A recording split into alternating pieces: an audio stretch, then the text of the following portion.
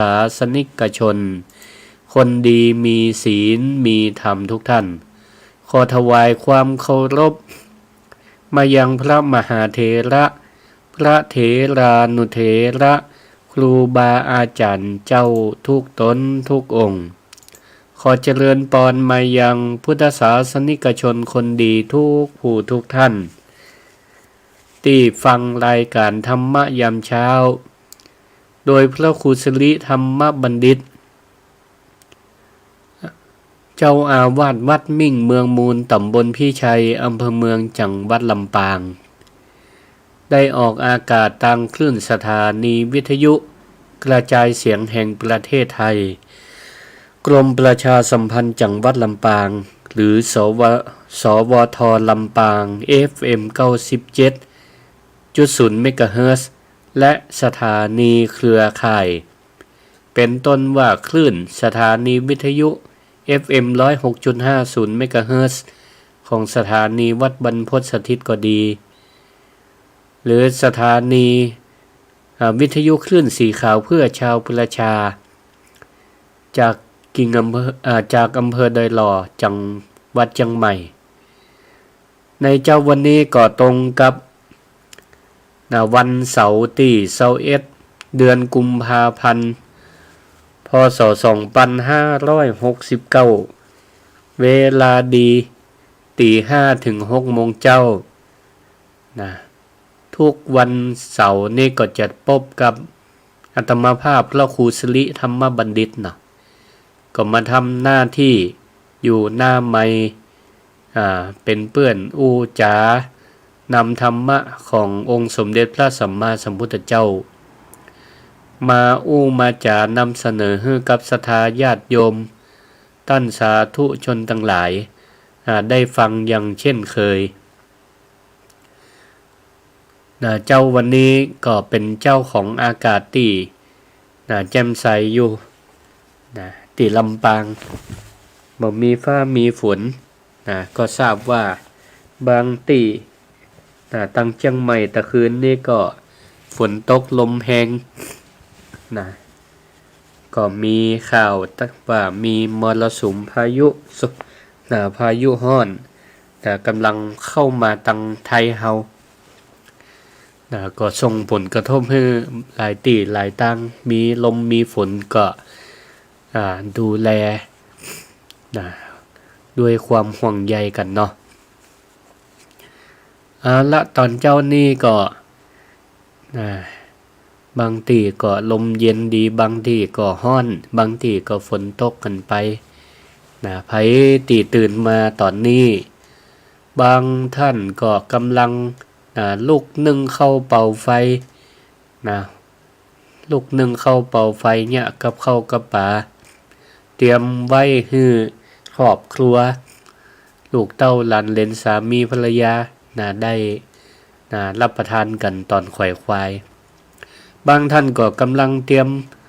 เข้าเตรียมของเตรียมเข้าปลาอาหารใส่บาตรหน้าบ้านหน้าจองก็ดีไปใส่ตังวัดตังวาก็ดีบางท่านก็ผู้สูงวัยตื่นมาแล้วหมู่ฮู้ใจแย่หยังเถื่อก็นอนขับฟัง นอนขับฟังวิทยุไปตัวฟังรายการธรรมะยามเจ้ากันไปตัวก็ขออนุโมทนาในกุศลเจตนาของทุกท่านที่เปิดวิทยุรับฟังธรรมะพร้อมกับฟังตัง Facebook Live บอกว่าจะเป็น Facebook Live ของตังสถานีวิทยุก็ดีFacebook Live ของอาตมาภาพพานุวัฒน์แสนคำก็ดีเดี๋ยวนี้ การสื่อสารนี่ไปเวยไปไกลทันสมัยไปได้ทุกช่องทางก็ถือว่าเฮานั้นเปิดห้ำเอาธรรมะเป็นอาหารอาหารใจในยามเจ้าโบราณวันว่าตื่นเจ้าได้เปรียบได้เปรียบจะใดศรัทธาญาติโยมทั้งหลายได้เปรียบตรงที่จิตใจของเฮานั้นยังบริสุทธิ์ยังใสสะอาดอยู่บ่ได้ถูกกิเลสความโลภบ่ได้ถูกความโกรธบ่ได้ถูกความหลง เข้ามาวุ่นวายในจิตในใจจิตใจยังปลอดโปร่งปลอดใสปลอดภัยบ่มีกันปรุงแต่งใดๆก็เหมาะแก่กันรับธรรมะรับสิ่งดีๆเข้ามาสู่ใจของเฮาแต่ถึงอย่างนั้นเนาะศรัทธาญาติโยมทั้งหลายบางทีตัวเฮาเนี่ยขณะนอนอยู่ฟังวิทยุอยู่บัดเดี๋ยวนี้นอนอยู่บนเตียงตัวอยู่ลำปางก็ดีอยู่เชียงใหม่ก็ดีแต่ใจนี่มันก็ล่องลอยไปบินไปไปไหนตอนไหนไปไป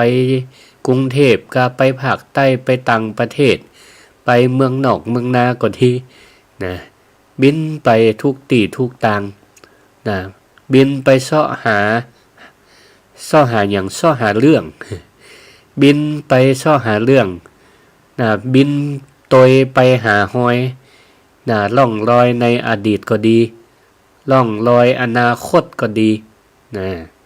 อันนี้แหละเพิ่นบอกว่าจิตหรือใจหรือจิตใจของเฮานั้นมันเดินทางเร็วกว่าจรวดแฮมวันนี้ก็เลยได้หัวข้อธรรมะมามาจากกับศรัทธาญาติโยมทั้งหลายว่าระวังจิตที่คิดไกลเผลอเมื่อไหร่เป็นภัยแก่ตัวเนาะเฮาก็ลองมาพิจารณาร่วมกันมาฟังด้วยกันว่าจิตเนี่ยมันแอบหนีไปแอวมันเนี่ยมันสร้างเรื่องยังฮื้อเฮาไปพอกเนาะก่อนที่จะได้ถึงรายละเอียดลงไปก็ขอนำพุทธศาสนาสุภาษิตที่เกี่ยวข้องกับเรื่องจะเนี่ยเกี่ยวข้องกับลักษณะของจิตเนี่ยมามาจาซึ่งพระพุทธเจ้าประกาศได้ตรัสไว้ในพระสุตตันตปิฎก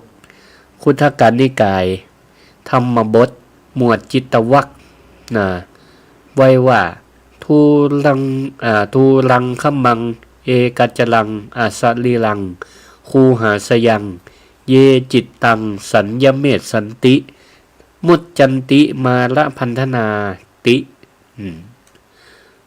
แปลความหมายเข้าใจง่ายๆว่าจิตนี้ลักษณะของจิตนี้ทูลังขมังก็คือเที่ยวไปไกล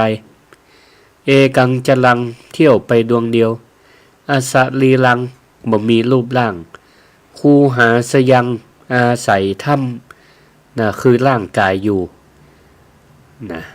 ผู้ใดสามารถควบคุมจิตนี้ไว้ได้ผู้นั้นก็ย่อมพ้นจากบ่วงแห่งมารได้ศรัทธาญาติโยมทั้งหลายฟังตะอี้นี่ก็น่าจะหันภาพแล้วเนาะแต่ก็หันภาพได้ชัดเจนยิ่งขึ้นแถมก็จะได้อ้างถึงเรื่องราวเนื้อหาที่ม้วนมามาจาให้ศรัทธาได้ฟังก็คือมันมีเรื่องที่มาที่ไปประกอบว่าพระพุทธเจ้าจะได้พระองค์ถึงได้ปรารภถึงลักษณะของจิตว่าจิตนี้มันมีลักษณะแอวไปดวงเดียวแอวไปไกลมันมีรูปร่างอาศัยถ้ำก็คือร่างกายนี่เป็นที่อาศัยอยู่จะใดก็คือในสมัยพุทธกาลมีเรื่องธรรมบทชื่อว่าเรื่องของพระหลานตัวเจ้าหลานของพระสังลักขิตเถระภาคินยสังคลักขิตวัตถุเรื่อง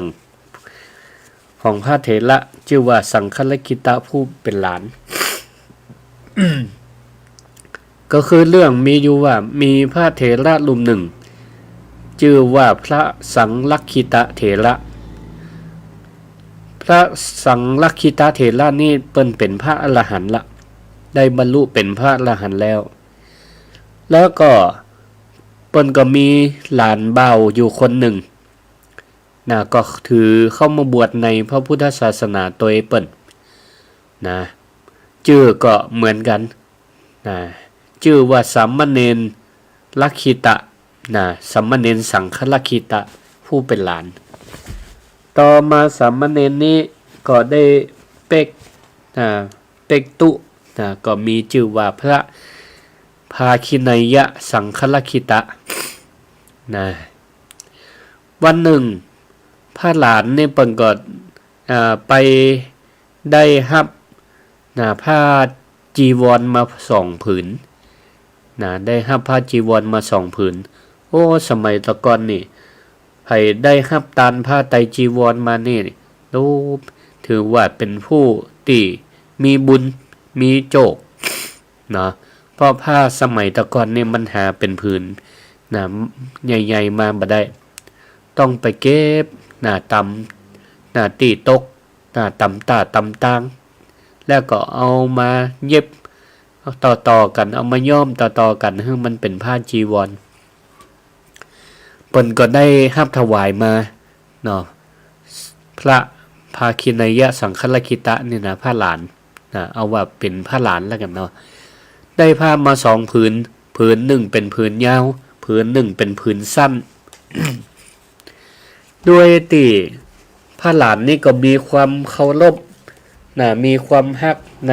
ตุลุงของเปิ้นก็เลยเอาผ้าผืนยาวนี่ที่มีเนื้อดีนี่ตั้งอกตั้งใจจะเอาไปตานไปถวายตุลุงของเปิ้นทีนี้ก็เอาไปวางเบื้องหน้าก็เลยได้วัตถุประสงค์ว่าผมได้ผ้ามา2 ผืนผืนหนึ่งนี่เป็นผืนยาวเป็นผ้าตีเนื้อดีผมก็ขอยกตานถวายตุลุงส่วนแหมผืนผมก็จะเอาเก็บไว้เอาไว้ใจ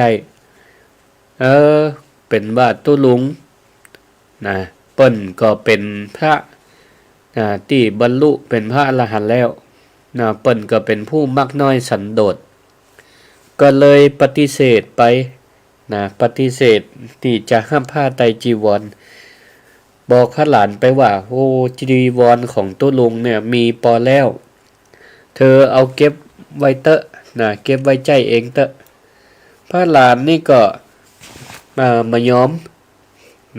ก็ยังตื้อที่จะใครถวายแก่ตุลุง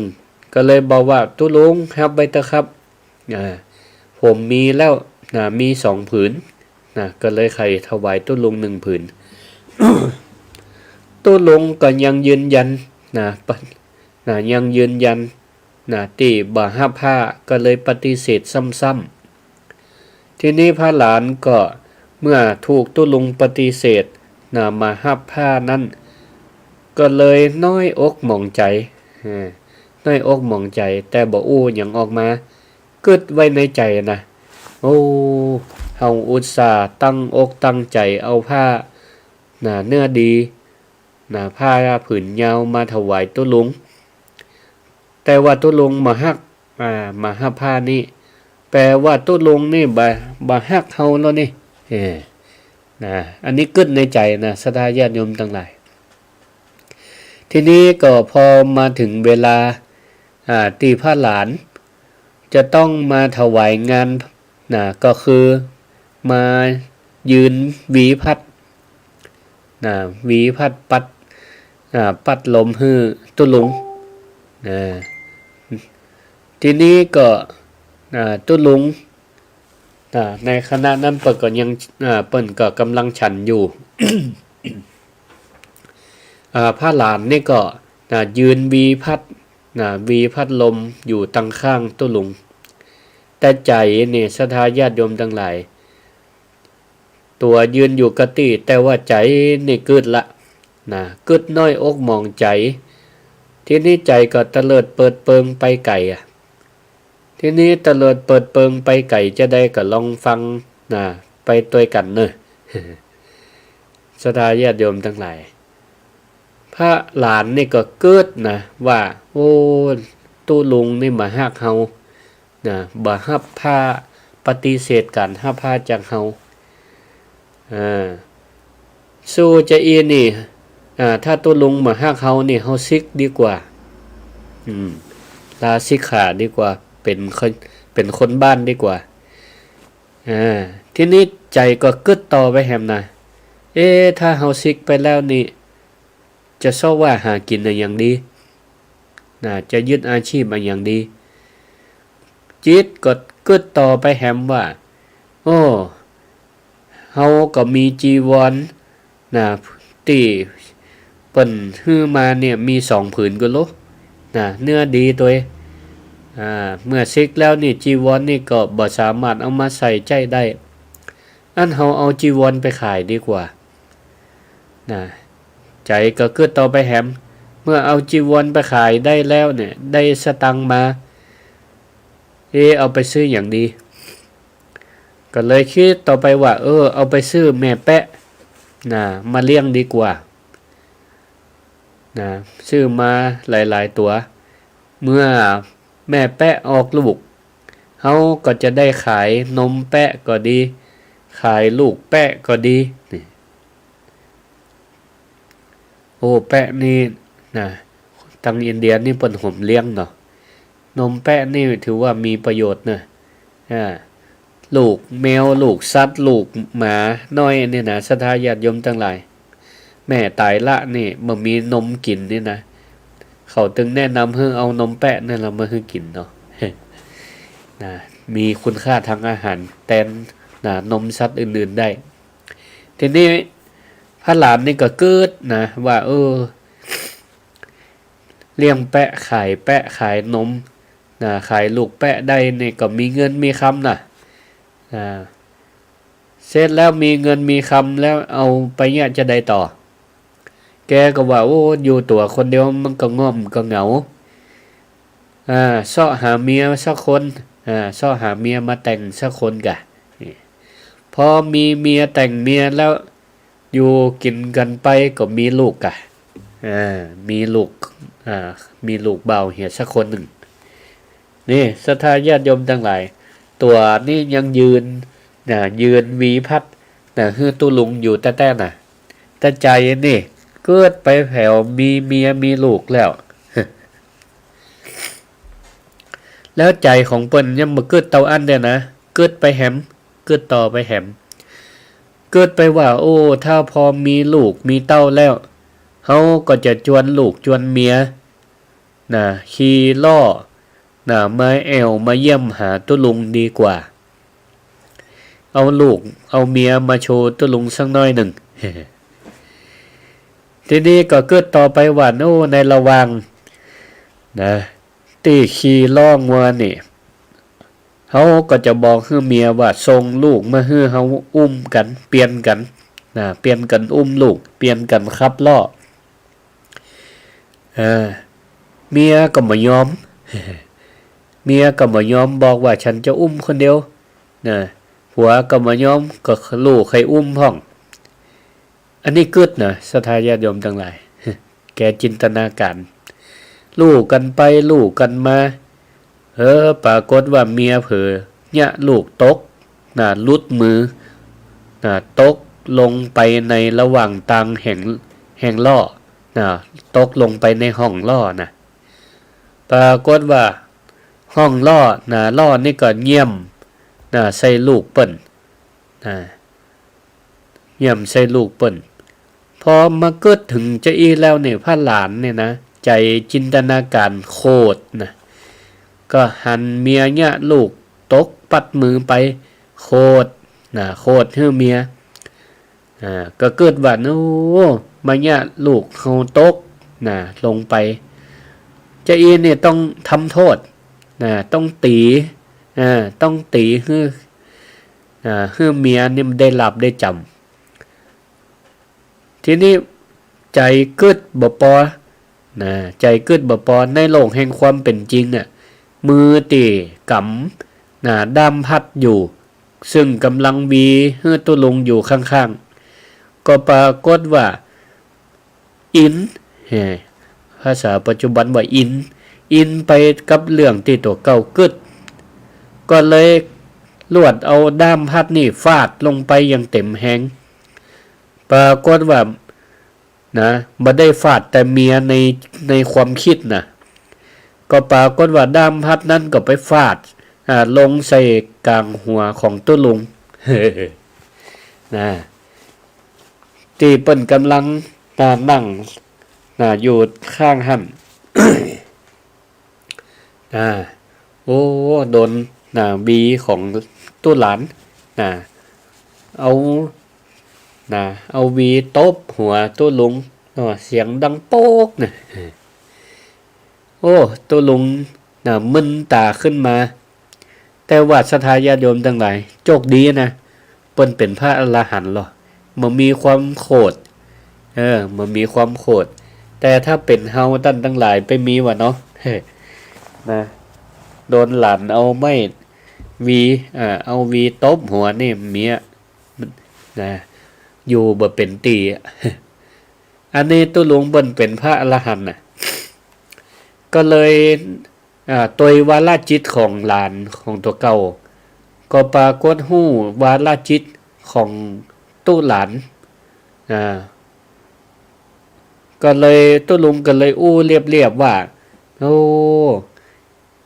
อันหลานสังคลักขิตะเธอตีเมียบ่ได้ก็เลยเอาด้ามพัดนี่มาตีหัวตู้ลุงแก่ๆแตนกะพระหลานนี่ก็สะดุ้งตัวเลยนะสะดุ้งสุดตัวเลยเมื่อได้ยินตู้ลุงเปิ่นตักกำว่าเธอตีเมียบ่ได้ก็เลยเอาด้ามพัดนี่มาตีหัวตู้ลุงกะก็เลยฮู้ว่าโอ้แต่ละตู้ลุงนี่ฮู้ความคิดของเฮาแล้วนี่ก็เลยอายนะก็เลยฮู้ซึ้งอายรีบที่จะล่นไปก็เลยขวางพัดลงแล้วก็ตั้งท่าล่นปรากฏว่าตัวเจ้าลูกศิษย์ลูกหาของตุลุงตนอื่นที่อยู่ใกล้ๆก็ช่วยกันยับไว้กว่ามันจะวิ่งเตลิดเปิดเปิงไปที่อื่นช่วยกันยับพระหลานตนนั้นไว้แล้วก็พากันไปเข้าเฝ้าพระพุทธเจ้าพระพุทธเจ้าก็เลยตรัสสอนว่าสังคลคิตะธรรมดาของจิตนี่นะมันไปได้ไกลเนอะอาสาลีลังไม่มีรูปร่างเนาะเปิ้นก็เลยตัดเป็นคาถาที่อาตมาได้ยกเป็นเบื้องต้นตะกี้นะว่าธรรมชาติของจิตนี่เนาะทูลังขมังมันไปไกลเอกังจะลังเอกัจจะลังมันแอวไปดวงเดียวของมันจิตนี่นะอาสาลีลังบ่มีรูปร่างคูหาสยังจิตนี่มันอาศัยอยู่ไหนอยู่ในถ้ำก็คือร่างกายของเฮาเนี่ยนี่ธรรมชาติของจิตคนบะเดียวปกเปียว่าจิตนี่เหมือนลิงเนาะจิตนี่เหมือนลิงลองเฮาได้กึดกะเดี๋ยวไปละเนาะหล่นไปหั่นหล่นไปนี่เนาะกึดไปได้ไก่อย่างนี้นี่ศรัทธาญาติโยมทั้งหลายเขาได้ฟังเรื่องนี้แล้วเป็นจะได้ฟังก็โอ้ฟังแล้วเป็นดีไข้หัวเขาก็เหมือนกันนะตัวอยู่ลำปางนะหรือฟังตัวอยู่เชียงใหม่แต่ใจนี่เกิดไปไกลฟังก็เกิดไปในคับคิดคับคุยเกิดไปสร้างบ้านสร้างจองเกิดไปมีครอบครัวเกิดไปโขดเมียทิพย์พ่อง บ่มีแต่มันเป็นห้องบ่เมียทิพย์จนเอาพัดไปตีหัวตู้ลุงอย่างเรื่องตะเกียนี่อันนี้เป็นว่าฝันกลางวันศรัทธาญาติโยมท่านทั้งหลายจะได้ว่าพระพุทธเจ้าเปิ้นถึงบอกว่าจิตมันจิตของเฮานี่ทูลังขมังแอวไปไกลทูลังขมังแอวไปไกลหมายความว่าศรัทธาญาติโยมทั้งหลายลองสังเกตตัวเฮาพอเนอะร่างกายของเฮาเนี่ยนั่งอยู่หน้าวิทยุห้องกันอยู่หน้าโทรศัพท์มือถือก็ดีพอจออยู่ก็ดีตัวนี่บ่ได้ไปไหนไกล จะไปเชียงใหม่ก็ยังต้องนั่งรถเป็นชั่วโมงเนาะจะไปกรุงเทพต้องบินไปกะนั่งรถไปใช้เวลาหลายชั่วโมงแต่ว่าจิตของเฮานี่พอนึกถึงลูกหลานตันเต้าที่ทำงานอยู่ต่างจังหวัด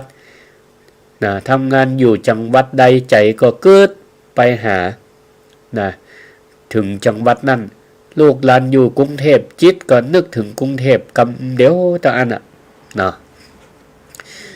นึกถึงหลานนะที่อยู่ต่างประเทศก็ดีใจมันก็ข้ามน้ำข้ามทะเลไปนะต่างประเทศเสี้ยววินาทีเดียวตะอันน่ะบางแต่เฮาพอข่าวใน Facebook นะเปิ้นอยู่ที่ไหนที่เบาต่างประเทศก็ดีนะต่างจังหวัดก็ดีใจไปแล้วนะนึกไปตัวปุ่นละมันเดินทางเร็วนะเร็วกว่าแสงเร็วกว่าเสียงเร็วกว่าอินเทอร์เน็ตนะ 5G ด้วยซ้ำไปนะอันนี้แหละคือธรรมชาติของจิตข้อที่1นะก็คือทูลังขมังเอวไปไก่นะส่วนข้อที่2ที่ว่าเอกะจลังนะเอกะจลังแปลว่าเที่ยวไปดวงเดียวนะจิตนี่นะมันไปคนเดียวมันนะหมายความว่าจะใดก็อุปมาเหมือนเหมือนจิตเฮานี่เหมือนลิงศรัทธาญาติโยมทั้งหลายเคยหันลิงในสวนสัตว์เนาะจับมันจับกิ่งไม้ได้แล้วเนี่ยนะจับกิ่งนี่ก็ปล่อยกิ่งนี่นะโยนโดดไปเข็มกิ่งหนึ่งนะจิตของเฮาก็เหมือนกันมันเกิดได้ทีละเรื่องเท่านั้นนะมันมีเกิดซ่อนนะเกิดได้ทีละเรื่องแล้วก็เกิดต่อไปแต่เฮารู้สึกว่าโอ้วันนี้เนี่ยเฮาอย่ามาเกิดได้เป็นร้อยเรื่องร้อยวันพันเหตุการณ์มันวุ่นวายแต่เนาะ อันนั้นก็เป็นเพราะว่ามันเกิดการดับสลับเรื่องกันไปเร็วขนาดวยขนาดเกิดเรื่องนี้อยู่เดี๋ยวสักกรรมเปลี่ยนเรื่องละเกิดไปหาแหมเรื่องหนึ่งมันเร็วขนาดเนาะเร็วจนเฮานี่ตัวประเบิดตันแล้วพอมันไปเองไปคนเดียวของมันเหมือนพัดลมที่มันหมุนเร็วอยู่ตอนนี้เนี่ยเฮาก็จะหันใบพัดมันเป็นวงกลมทึบเนาะทั้งที่จริงแล้วเนี่ยมันมีตั้ง3ใบพัดจิตมันไปทีละดวงทีละดวงทีละอารมณ์แต่ว่ามันสลับกันเร็วขนาดเฮาพอปบตันเนาะจิตของเฮาก็เหมือนกันมันไปดวงเดียวแต่ว่ามันไปเร็วจนเฮานี่ตัวปบตันเหมือนกันต่อไปลักษณะของจิตข้อที่3อสารีลังธรรมชาติของจิตนี่มันมีรูปร่างบ่มีรูปร่างและก็คูหาสยังมันอาศัยอยู่ในถ้ำข้อนี้คืออะไรอย่างก็คือว่าจิตนี่มันมีตัวมันมีตนมันมีตัวมันมีตนหารูปร่างบ่ปะจับต้องบ่ได้แต่ที่พ่องวัดใจเต้ากำปั้นอันนั้นมันเป็นหัวใจเราก็ต้องแยกแยะความแตกต่างระหว่างหัวใจกับจิตใจจิตใจนี่มันเป็นนามธรรมเนาะเอากาจังมาวางก่อจังน้ำหนักบ่ได้แต่มันมีพลังมหาศาลแล้วถามว่ามันอาศัยอยู่ที่ไหนพระพุทธเจ้าก็อุปมาเปรียบเทียบว่ามันอาศัยอยู่ในถ้ำในที่นี้ก็คือร่างกายของเฮานี่แหละศรัทธาญาติโยมทั้งหลายมีซี่โครงเป็นเหมือนผนังถ้ำมีเนื้อหนังและมังสาห่อหุ้มเอาไว้นี่จิตนี้มันก็จะอยู่ตั้งในร่างกายเฮาเนี่ยพ่อหาบ่ปะแต่ฮู้ว่ามันอยู่ นะฮู้ว่ามันอยู่ก็เหมือนกับลมนี่ค่ะเนาะศรัทธาญาติโยมทั้งหลายลมนี่พอหาบ่หันแต่ฮู้ว่ามันมีอยู่จิตก็เหมือนกันจิตใจก็เนี่ยบางเตื้ออยู่ตั้งบนส่วนหัวของเฮาบางเตื้ออยู่ส่วนตาส่วนหูจมูกลิ้นกายใจอยู่ตั้งในห้องปลายตีนพ่องอยู่ทุกที่ทุกทางต่อไปคำว่ามาละพันธนาคือบ่วงของมารนี่หมายความว่าอะไรอย่างมารในที่นี้ก็คือมารบัจเจยักษ์ที่มีเขี้ยวบัจเจมารที่มีหน้าตาน่ากลัวแต่ว่ามันเป็นกิเลสมารมารอันเพื่อเกิดความเศร้าหมองเพราะมีความโลภมีความโกรธมีความหลงอันนี้คือบ่วงเจือกที่ผูกคอเฮาเอาไว้พอจิตมันหนีไปแอวเกิดไปถึงเรื่องอดีตที่ผ่านมาก็ดีมันก็เกิดความเศร้าหมองใจไปเกิดถึงอนาคตก็เกิดความวิตกกังวลอันนี้แหละ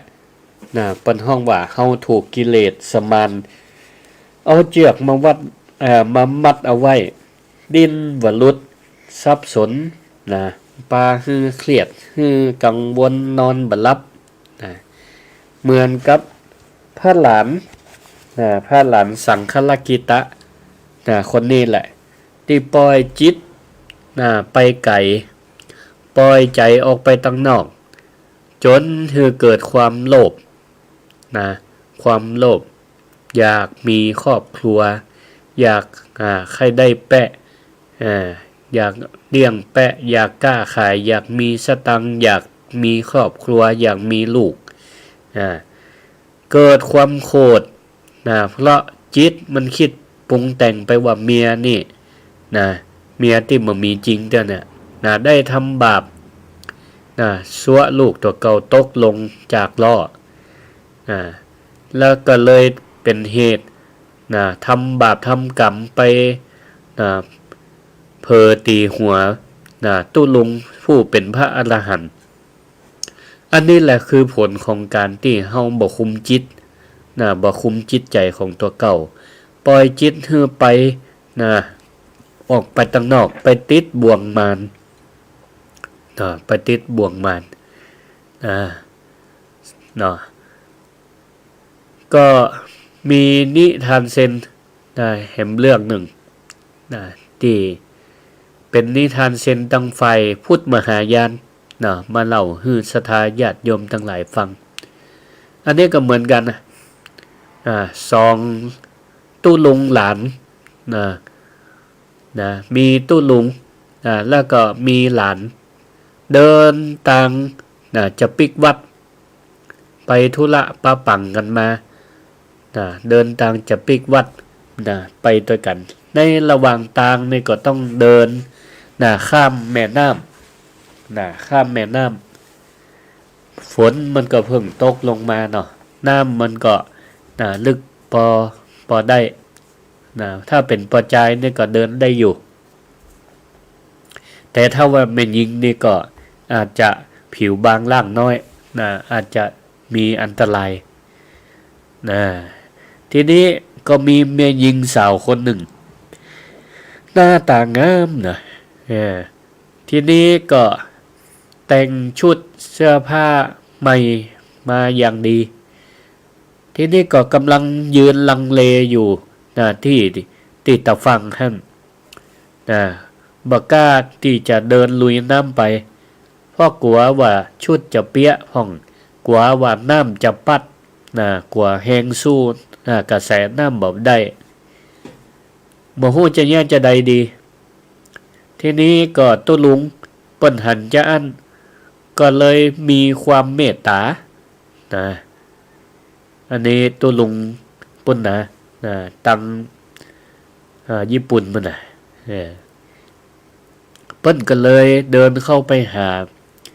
ไม่ยิงคนนั้นแล้วก็บอกว่ามาอีน้องอีนายมานี่ตู้ลุงจะอุ้มไปปาเปาะหลังไปขี่หลังไปว่าแล้วตู้ลุงก็เอาไม่ยิงคนนั้นเนี่ยปอกหลังขี่หลังไปเดินลุยข้ามน้ำไปจนถึงแหมฝั่งหนึ่งได้อย่างปลอดภัยแล้วก็วางไม่ยิงสาวคนนั้นที่แหมฝั่งหนึ่งไม่ยิงคนนั้นก็ขอบคุณหลวงตู้ลุงกับพาหนุ่มคนนั้นแล้วก็ทั้งสองก็เดินแยกย้ายกันจากกันไปศรัทธาญาติโยมทั้งหลายมาฟังถึงตรงนี้เขาก็ว่าตลอดตามที่เดินปิกวัดไปต่อนั้นตู้หลานพระหลานเนี่ยจากก่อนที่เหตุการณ์ตู้ลุงจะอุ้มไม่ยิงสาวข้ามน้ำไปเนี่ยก็ยังล่าเริงแจ่มใสดีอยู่ดีก็ตู้ลุงอยู่แต่พอจากเหตุการณ์ตู้ลุงอุ้มไม่ยิงข้ามน้ำแล้วเนี่ยตู้หลานนี่ก็แปลงหน้าบดีละแปลงหน้าเหมืองามบ่บ่จ่ากับตู้ลุงนะเดินเตียวเดินเตียวไปบ่ปักบ่จ๋าย่ำสัดตีนไปตึ้งไปตลอดทางจนถึงการเวลาผ่านไปหลายชั่วโมงถึงวัดแล้วพระหลานก็เลยอดใจบ่ได้ก็เลยระเบิดอารมณ์ออกมาที่มันขำอกขำใจก็เลยถามตู้ลุงไปว่าตู้ลุงครับเฮานี่เป็นตู้เจ้านะตู้เจ้านี่ต้องบ่ทวงเนื้อต้องตัวไม่ยิงบ่จักแต่วันนี้จะได้ตู้ลุงถึงต้องมาอุ้มสีกาอุ้มแม่ยิงข้ามแม่น้ำนั่นตู้ลุงเนี่ยจะอินนี่บ่ถูกต้องเนอะบ่ถูกต้องนะศีลบ่มีศีลแล้วศีลพุทธศีลขาดละตู้ลุงได้ฟังหลานก็ฮู้ถึงเจตนาฮู้ถึงอารมณ์ละที่มันแปลงหน้าบดีเหมือนงามมาสุดต่างเนี่ยเป็นว่าใจมันกึดจะอีกก็เลยหันมาหันหน้ามาหาหลานแล้วก็ยิ้มอ่อนๆก็ตอบพระหลานด้วยประโยคเดียวว่าตู้หลานเอ้ยตู้ลุงนี่นะวางไม่ยิงคนนั้นเนี่ยไว้ตีริมฝั่งแม่น้ำตั้งแต่ข้ามน้ำแล้วอุ้มมาแล้วถึงฝั่งตู้ลุงก็ซัววางไม่ยิงคนนั้นตั้งแต่หั่นมาหลายชั่วโมงมาแล้วแต่ว่าตู้หลานเจ้านี่เป็นว่ายังแบกไม่ยิงคนนั้นมาจนถึงวัดอยู่กะนี่ตู้ลุงเจอีนี่นะหมายความว่าจะได้ศรัทธาญาติโยมทั้งหลายตู้ลุงนี้เพิ่นก็กำลังจะสื่ออธิบายว่าร่างกายของเปิ้นตีอุ้มไม่ยิงคนนั้นก็จริงอยู่แต่ใจของเปิ้นนั้นบ่ได้เกาะเกี่ยวบ่ได้ยินดียินร้ายบ่ได้ยินดียินร้ายแบบเชิงชู้สาวเปิ้นทำด้วยความเมตตาพอถึงฟังเปิ้นก็ซัววางจิตใจของเปิ้นก็อยู่กับปัจจุบันบ่ได้ไปข้องเกี่ยวกับอดีตบ่ได้เกิดห่วงหาอะไรใจข้องก็ไม่ยิงคนนั้นเปิ้นก็เดินปิกวัดไปจิตของเปิ้นก็อยู่กับปัจจุบันแต่พระหลานนี่ก็ร่างกายก็บ่ได้ไปอุ้มไปยุบไม่ยิงสาวคนนั้นเลยแม้แต่น้อยแต่ว่าจิตใจของตู้หลานนี่ก็ตาไปหันใส่เหตุการณ์อย่างนั้นเอาจิตเนี่ยไปเกาะเอาจิตไปเกาะเกิดไปไก่ไปไก่เหลือตู้ลุงก่อน นะแบกเอาภาพตีตู้ลุงเนี่ยอุ้มไม่ยิงคนนั้นแบกเอาความโกรธแบกเอาความงุดงิดใจข้ามน้ำข้ามดอยมาเอามาตวยจนถึงปัจจุบันหลายชั่วโมงอันนี้แหละศรัทธาญาติโยมทั้งหลายความน่ากลัวของจิตของใจเนี่ยนะที่มันขาดสตินี่ตัวเฮานี่บ่ได้แบกอันอย่างเลยแต่ว่าจิตใจของเขาเนี่ยมันแบกไปหาอดีตแบกอดีตบางเตี่ยโคตรกันโคตรจังกันกาจังเปื่อนจังฝูงโคตรกันเปื่อนบ้านเปื่อนจองโคตรสามีภรรยาลูกเต้ากันตั้งแต่อดีตมันแทนที่ใจจะปล่อยวางคืนดีกันอู้จาดีใส่กันจิตก็เกิดไปแหมเกิดไปเรื่องอดีตเรื่องเก่าเรื่องเดิมเกิดไปหาเหตุไปใส่โตดว่ากำย้อนมันนั่นมาโคดเฮาก่อนกาอย่างอีเป็นต้นย้อนเขานั่นมาด่าเฮาก่อนมันก็เลยกลายเป็นว่าแบกความโคดไปแฮมก็บ่เป็นอันคืนดีกันสักเตือเนี่ยถึงวันเนี่ยใจเฮามันก็ยังเอียกันมันไปคนเดียวมันจิตเนี่ยเพราะมันบ่มีสติเข้ามาควบคุมเข้ามากำกับมันก็เลยปาคือจิตของเฮาเนี่ยไปแบกเอาความโลภความโกรธความหลงปาเฮือนจิตของเฮาเนี่ยมันตุกมันตุกศรัทธาญาติโยมทั้งหลายเฮาก็ลองมาพิจารณาตัวเฮาพอว่าขณะนี้บางพ่องก็กำลังฟังวิทยุอยู่เนี่ยโดยเฉพาะศรัทธาญาติโยมทั้งหลายวัยทำการทำงานก็ดีวัยผู้สูงวัยก็ดีบ่ว่าจะวัยไหนในชีวิตประจำวันของเฮาเนี่ยเฮาก็เหมือนกับผ้าหลานที่ไปแบกไปแบกเอาเหตุการณ์ที่ตุลุงเปิ้นอุ้มไม่ยิงก็ดีหรือเฮาเป็นแบบผ้าหลานที่เกิดไปไกลจนเอาพัดไปตีหัวตุลุงกันก็ดีเฮาเป็นเจ้าอันพังก็คนที่ทำการทำงานเนี่ยบางทีเฮาทำอยู่ในสำนักงานก็ดีอยู่ที่ไหนก็ตามแต่ใจนี่มันบ่อยู่กับตีบ่อยู่กับตัวใจเนี่ยเกิดไปหาเจ้านาย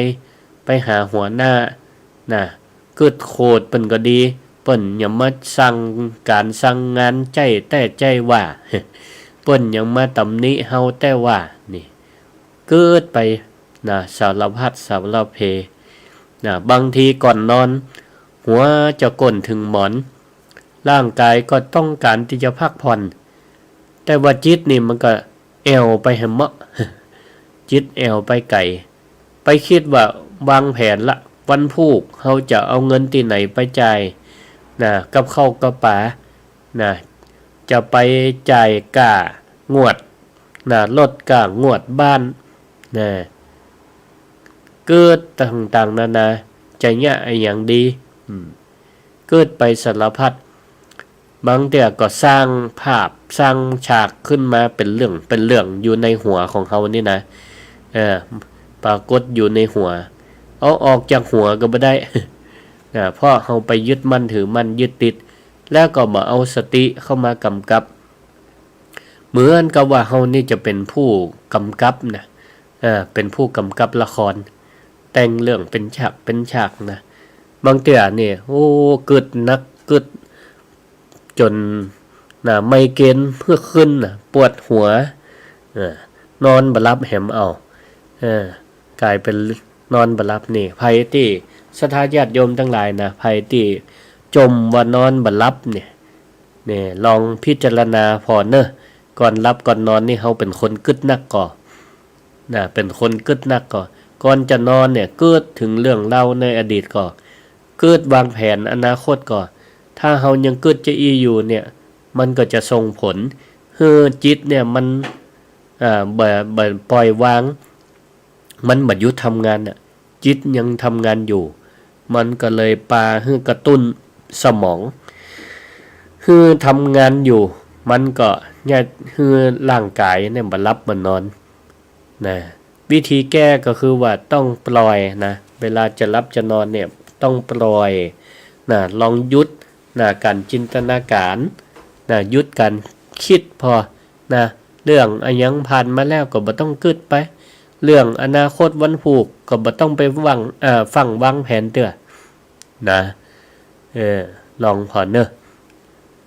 บางพ่องนี่อยู่บ้านบ่ได้ลูกหลานไปเนี่ยกันลูกหลานไปเรียนหนังสือหนังหาเอาล่ะใจนี่ก็เกิดห่วงนะเกิดห่วงหาโอ้ลูกเฮานี่ขับรถไปถึงไหนแล้วจะเป็นจะใดพ่องเปีกมาบ้านบ่ตรงเวลาก็ห่วงหาละมันไปแอวตั้งใดไปแวะตั้งใดกะนะเกิดไปต่างๆนานานะหรือก็ลูกหลานไปเนี่ยกันเนี่ยงานต่างจังหวัดถึงเวลาเทศกาลบ่มาแอวหาก็เป็นห่วงนะเป็นห่วงเป็นหาหรือพ่องก็น้อยอกมองใจโอ้ลูกหลานตันเต้ามันมาเกิดถึงพ่อแม่เลยก้าอย่างอีเป็นต้นนี่ศรัทธาญาติโยมทั้งหลายเนาะเฮาเนี่ยนะมันตุกเพราะความคิดของเฮาแต่นะบางเตื้อเรื่องบ่เกิดนะแต่จิตใจนี่มันก็ทูลังขมังนะมันไปบินไปไกลไปสร้างปรุงแต่งจินตนาการเรื่องคือมันเกิดขึ้นนะร่างกายตัวเฮาอยู่นี่แต่ใจไปนะไปบางเตื้อเกิดเรื่องดีก็ไปในตังจิตก็ม่วนเกิดในมีความวิตกกังวลมีความทุกข์เนี่ยติกรรมบ่เก่าเพิ่นว่าสวรรค์อยู่ในอกนรกอยู่ในใจเฮาต้องไปคำนึงถึงว่าโอ้ชาติหน้ามันจะมีแต่ก็สวรรค์นรกนี่นะพอชาตินี้เอาก็ได้เพิ่นว่าถ้าเฮามีความสุขจิตใจมันปาเกิดดีเกิดไปในทางที่เป็นกุศลนั่นแหละเพิ่นฮ้องว่าสวรรค์อยู่ในอกนรกอยู่ในใจเฮาก็หมายความว่าถ้าใจเฮาเนี่ยมันปรุงแต่งเกิดด้วยความโลภความโกรธความหลงกิเลสมันมัด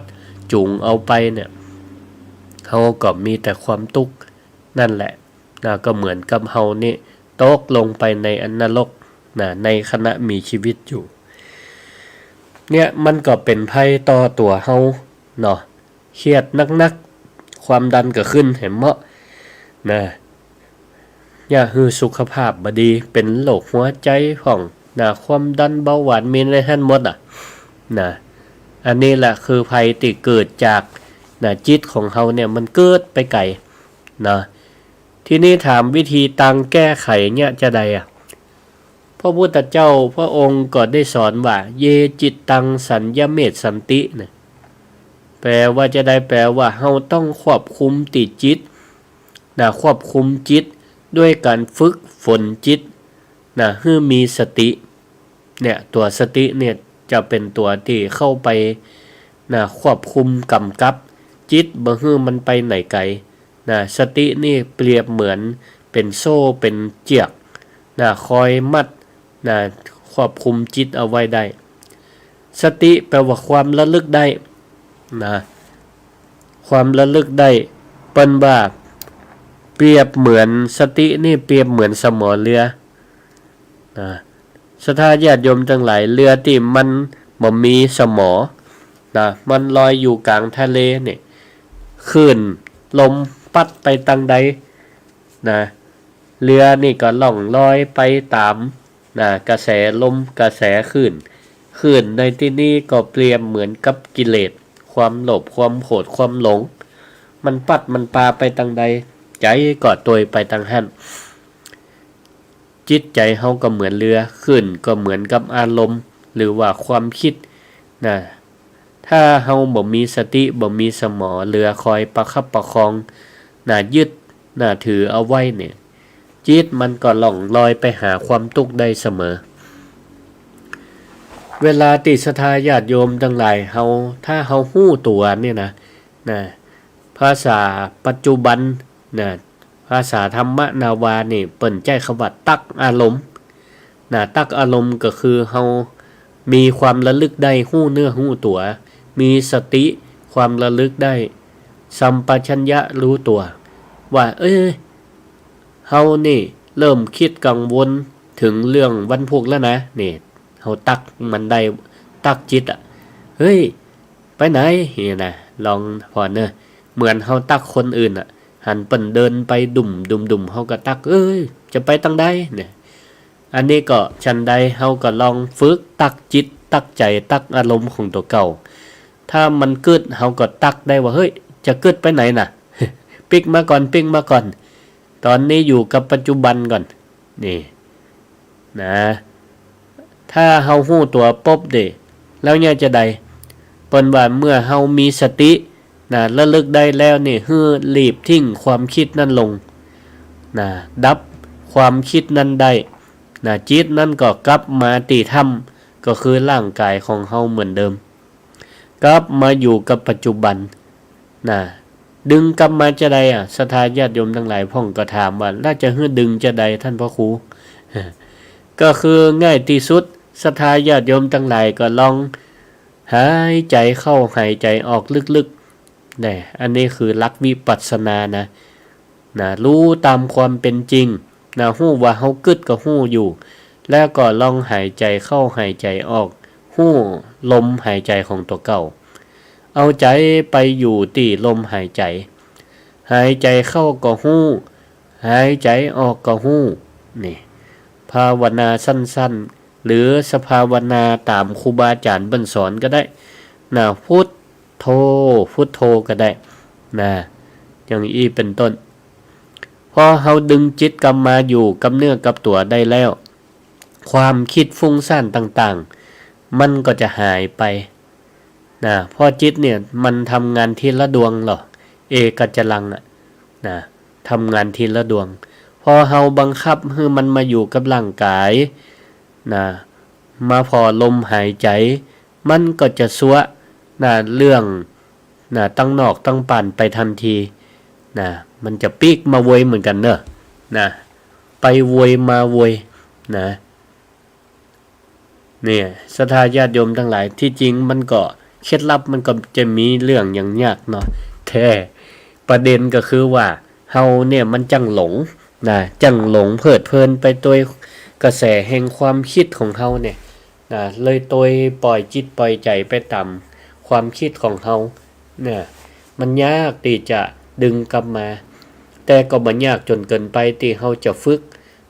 มีสติเข้าไปกำกับจิตฝึกมันตักอารมณ์มันเวลาจะไปก็เหมือนศรัทธาญาติโยมทั้งหลายเลี้ยงลูกเลี้ยงหลานนี่กะเลี้ยงละอ่อนน้อยที่มันกำลังตั้งไข่เตียวได้ละอ่อนนี่บ่อยู่กะติล่ะบึดไปหั่นเตียวไปตั้งนี้ก็ต้องเป็นธุระของคนเลี้ยงพ่อแม่ปู่ย่าตายายที่จะต้องเฝ้าคอยพ่อถ้ามันเตียวไปนอกสายตาก็ต้องรีบตักจะไปเนอะมานี่บางเตี่ยก็จู้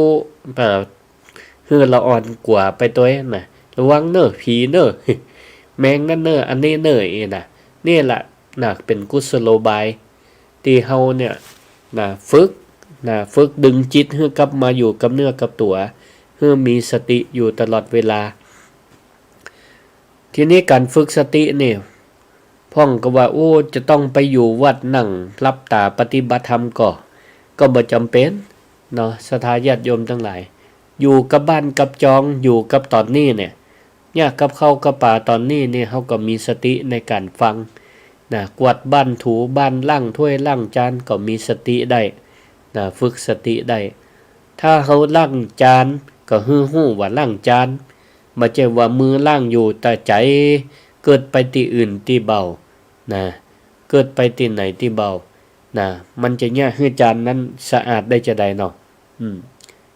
เอาละก็ได้ได้จามาพอสมควรแล้ว ก็คงบ่ได้เปิดไมค์ให้สภาได้โทรแล้วเนาะก็เดี๋ยวจะหมดเวลาหมดก็เลยขอฝากคำกรที่เกี่ยวข้องกับเรื่องจิตนี่ที่ได้ได้จ๋ามาตั้งแต่ต้นจนถึงปัจจุบันว่าจิตมนุษย์สุดลึกล้ำช่างทำเหตุท่องเที่ยวท่องไปไร้เขตทั่วทิศาสร้างวิมานกลางอากาศขาดปัญญาหลงกายาว่าเป็นตัวชั่วและดีเผลอเมื่อไหร่ใจก็วิ่งไปหาสิ่งที่ไม่จริงไม่จีรังวิ่งหลบหนีแบกอดีตแบกอนาคตหมดพอดีความสุขที่ควรจะได้หายไปพลันจงผูกจิตติดไว้กับลมหายใจรู้เท่าทันความคิดไปไม่เพ้อฝันอยู่กับสิ่งที่เป็นจริงในปัจจุบันหยุดผูกพันบ่วงแห่งมารสลานนะก็สรุปได้ว่าวันนี้ได้จะเกี่ยวกับลักษณะของจิตเนาะก็ขอให้เฮานั่น1รู้เท่าทันความคิด2สละทิ้งความยึดติด3ดึงจิตกลับมาอยู่ปัจจุบันถ้าเฮาทำได้จะแล้วเนี่ยก็ขอให้ศรัทธาญาติโยมทั้งหลายเนอะอดีตคือความฝันอนาคตคือความมาแน่นอนแต่ว่าปัจจุบันเท่านั้นคือความจริงเฮาแก้ไขอดีตบ่ได้นะแต่เฮาก็บ่ฮู้ว่าพรุ่งนี้จะเกิดอะไรอย่างขึ้นแต่สิ่งเดียวที่เฮาจะจัดการได้ก็คือเดี๋ยวนี้ตอนนี้และก็ขณะนี้เฮาคุมจิตมีสติกำกับให้อยู่กับปัจจุบันเอาละศรัทธาญาติโยมทั้งหลายรายการธรรมะยามเช้าก็ได้จามาพอสมควรแก่เวลาเนาะพ่อครูสิริธรรมบัณฑิตขอลวดลาศรัทธาไว้เพียงเท่านี้ก็ขอความสุขความเจริญจงมีแก่คณะศรัทธาญาติโยมทุกผู้ทุกท่านเนอะขออนุโมทนาขอบคุณติดตามรับฟังทาง Facebook ไลฟ์บอกว่า Facebook ส่วนตัว Facebook ของสถานีก็ดีก็ขอให้ทุกท่านมีความสุขในการใช้ชีวิตประจำวันเหมือนกันทุกท่านทุกคนเนอะอายุวันโนสุขังพลัง